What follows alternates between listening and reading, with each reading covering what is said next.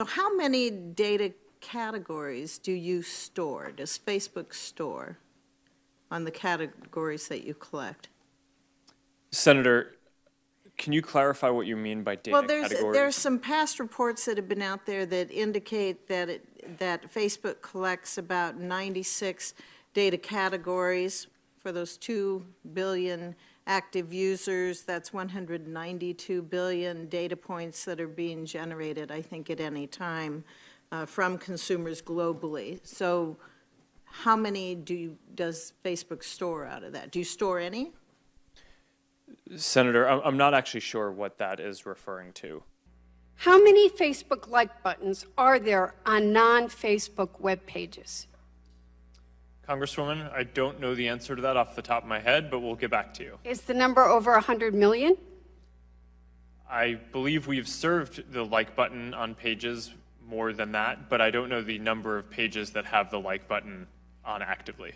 How many Facebook share buttons are there on non-Facebook web pages? I don't know the answer to that exactly off the top of my head either, but that's something that we can follow up with you on. And do we think that's over 100 million? Likely. How many chunks of Facebook pixel code are there on non-Facebook web pages? Congresswoman, you're asking some specific stats that I don't know off the top of my head, but we can follow up with you and get back to you on all of these. Mr. Zuckerberg, I remember well your first visit to Capitol Hill back in 2010. You spoke to the Senate Republican High-Tech Task Force, which I chair.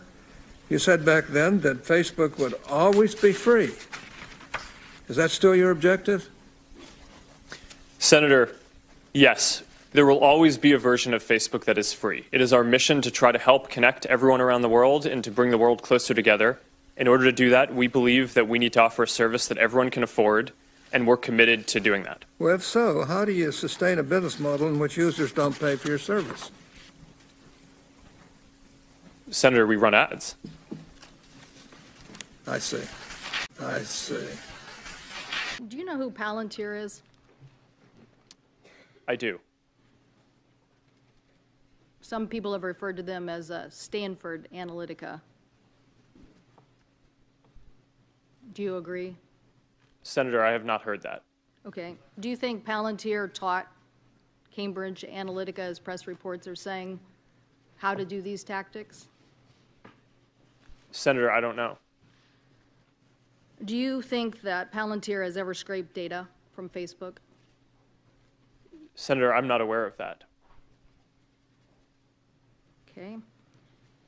Do you think that during the 2016 campaign, as Cambridge Analytica was providing support to the Trump campaign under Project Alamo, were there any Facebook people involved in that sharing of technique and information? Senator, we provided support to the Trump campaign similar to what we provide to any advertiser or campaign who asks for it. Mr. Zuckerberg, would you be comfortable sharing with us the name of the hotel you stayed in last night?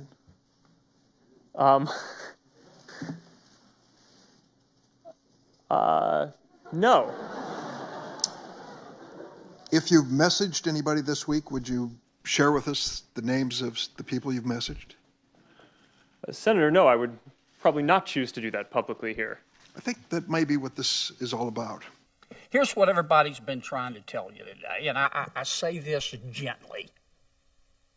Your user agreement sucks.